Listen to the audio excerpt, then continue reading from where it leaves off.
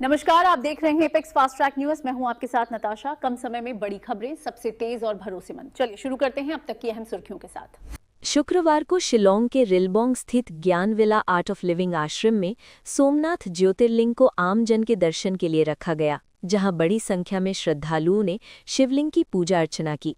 शिवलिंग का दर्शन करने आए मेघालय सरकार के कला और संस्कृति मंत्री संबोर शिलाई भी पहुंचे। आवाहनं नारायणं पद्मभवं वसिष्ठं शक्तिं च तत्पुत्रपराशरं च व्यासं शुकम्।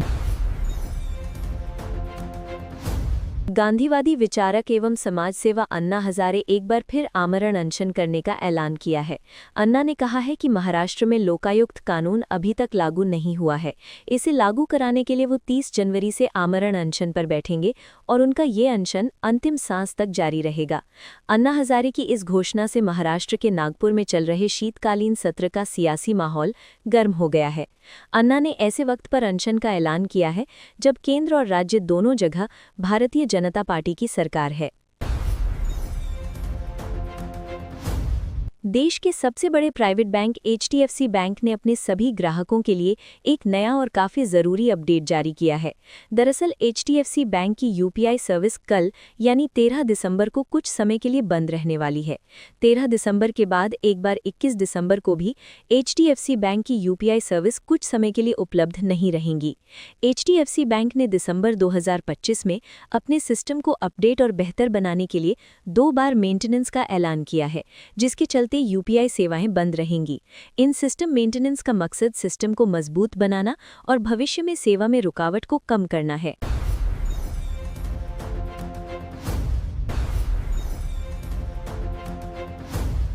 अमेरिकन नेशनल सिक्योरिटी स्ट्रैटेजी के लीक दस्तावेज ने यूरोप में हड़कंप मचा दिया है। इस दस्तावेज की माने तो अमेरिका फ्रांस, ब्रिटेन और जर्मनी के वर्तमान सत्ताधारी पार्टी को सरकार से बेदखल करना चाहती है। फ्रांस में इमैनुअल मैक्रोन, ब्रिटेन में कीर स्टार्मर और जर्मनी में फ्रेडरिक मर्ज की सरकार है। हालांकि लीक दस्तावेज को अमेरिका ने फेक बताया है। अमेरिका का कहना है कि इस तरह का कोई दस्तावेज है ही नहीं। Directorate General of Civil Aviation DGCA ने ऑपरेशनल क्राइसिस से गुजर रही देश की सबसे बड़ी एयरलाइन इंडिगो पर बड़ी कार्रवाई की है। DGCA ने इंडिगो की सेफ्टी और ऑपरेशनल कंप्लायंस के लिए जिम्मेदार 4 फ्लाइट ऑपरेशन इंस्पेक्टर यानी FOI को सस्पेंड कर दिया है। ये चारों इंडिगो की सेफ्टी और ऑपरेशनल नियमों के पालन का काम देख रहे हैं। पश्चिम बंगाल में विधानसभा चुनाव अब कुछ ही महीने बचे हैं। इससे पहले राज्य में धार्मिक प्रतीकों की राजनीति एक बार फिर तेज होती दिखाई दे रही है। गुरुवार को कोलकाता के सॉल्ट लेक इलाके में कई जगह ऐसे पोस्टर देखे गए जिनमें पूर्वी कोलकाता में अयोध्या की तर्ज पर विशाल राम मंदिर कॉम्प्लेक्स बनाने का दावा किया गया है। पोस्टरों में स्थानीय बीजेपी नेता और पार्टी की बिधाननगर यूनिट के पूर्व अध्यक्ष संजय पोयरा के नाम से लगाए गए हैं। रेलवे मंत्रालय ने शुक्रवार को लोकसभा को बताया कि पिछली एक दशक में परिणामी ट्रेन दुर्घटनाओं में होने वाली मौतों में गिरावट आई है।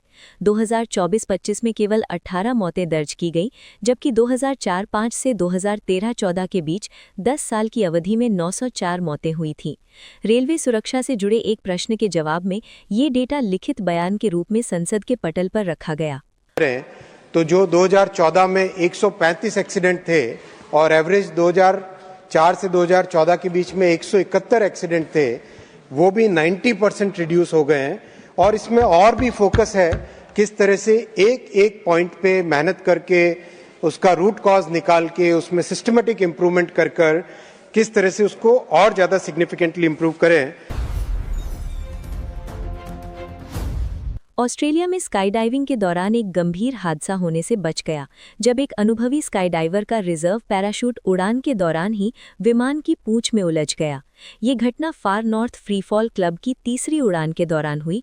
उस वक्त सेस्ना कारवान विमान टली एयरपोर्ट से रवाना होकर 15,000 फीट ऊंचाई पर 16 वे फॉर्मेशन स्काईडाइव की तैयारी कर रहा था। 13 skydivers exited the aircraft and 2 remained in the doorway, watching as the parachutist used a hook knife to cut sufficient reserve parachute line. Assam के मुख्यमंत्री हिमंता बिस्वा शर्मा ने कहा है कि राज्य में वोटिंग का तरीका सरकारी योजनाओं या पैसों से नहीं बल्कि विचारधारा से तय होता है। उन्होंने कहा कि चाहे 10,000 रुपए हों या 1 लाख, कितना भी पैसा दे दूं, कोई मुस्लिम वोटर उन्हें कभी वोट नहीं देगा। बीजेपी सीएम का ये जवाब तब आया जब उनसे पूछा गया कि क्या 2026 के असम विधानसभा चुनाव से पहले वोटरों को लुभाने के लिए बिहार के मुख्यमंत्री नीतीश कुमार की महिला रोजगार योजना जैसी कोई योजना है जिसमें 21 लाख महिलाओं को 10,000 रुपए दिए जा रहे हैं। वो एजेंडा आज तक 2025 कार्यक्रम में हिस्सा ले रहे थे।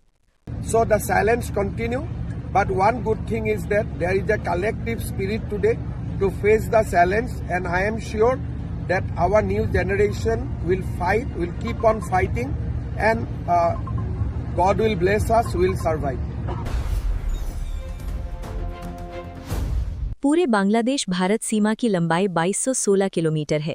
इनमें से 1653 किलोमीटर क्षेत्र में बाढ़ का निर्माण पूरा हो चुका है, लेकिन 563 किलोमीटर क्षेत्र अभी भी बिना बाढ़ के खुला है। ये पूरा खुला हुआ हिस्सा पश्चिम बंगाल में आता है। असम, मेघालय, त्रिपुरा और अन्य सभी अंतर्राष्ट्रीय सीमाओं पर बाढ़ लग चुकी है, लेकिन पश्चिम बंगाल की